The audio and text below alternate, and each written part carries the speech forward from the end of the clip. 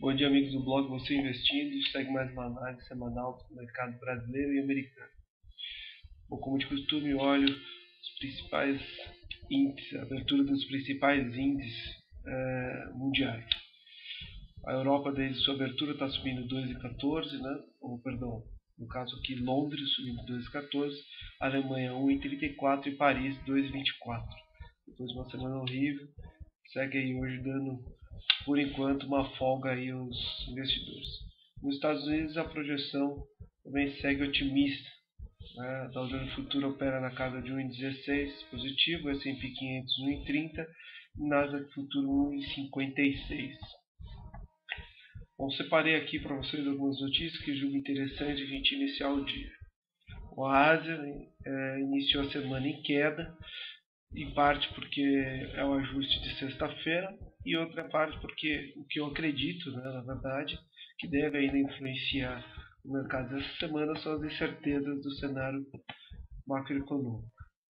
E a outra, o motivo pelo qual a Europa segue otimista e os Estados Unidos, é que na Líbia, o tipo de regime autoritário que vem seguindo lá parece estar chegando ao fim, o que traz um pouco de otimismo para o nosso mercado, ou para o mercado global.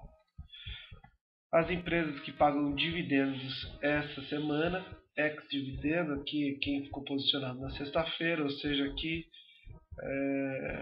são as pessoas que vão ter direito a dividendos, pagamentos de juros sobre capital, são essas empresas. Tá?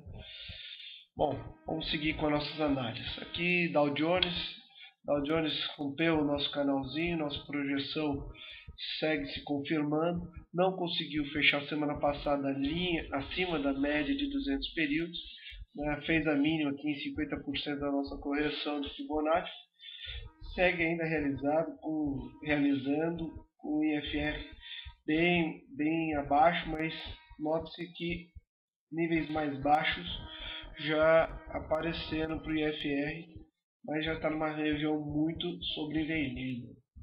Né?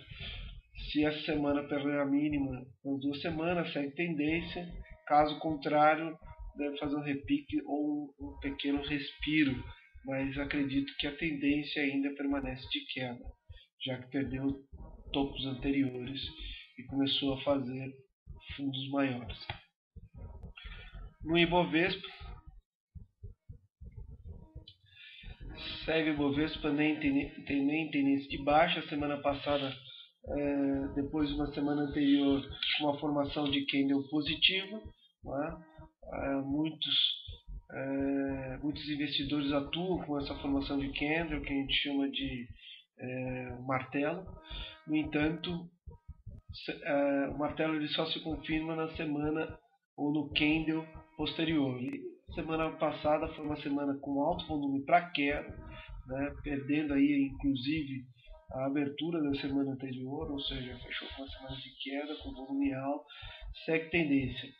Continua atuando nessa região, deve continuar atuando essa semana na região entre 55, né, ou seja, esse Fibonacci aqui da expansão de Fibonacci de 38 a 61%, ou seja, 55 a 51 mil pontos. Ou seja, a tendência ainda é de queda para o índice nacional. Passo a acreditar numa alta sem superar a máxima da semana passada, mostrando a disposição para buscar, por exemplo, 56 ou até mesmo a média que rompeu, né, e não fez aí o teste ou a inversão de polaridade.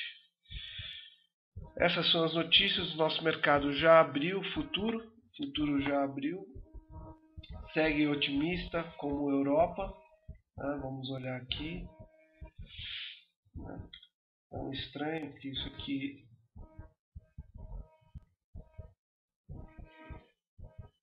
são os meus caminhos, mas abriu com forte gap, toda nessa região. Vamos ver como é que se segue otimismo ou se a gente só foi uma abertura otimista visto que hoje quem assina Estadão tem uma notícia para nós brasileiros que apostam no desenvolvimento da China e no crescimento de longo prazo a uma escalada de 9%. Já tem economista dizendo que China pode crescer 3% a partir de 2003. A partir de 2013. Está no Jornal de Economia, na última folha, é uma entrevista com um professor da Universidade de Pequim chamado Michael Pitts. Interessante a matéria, vai ler.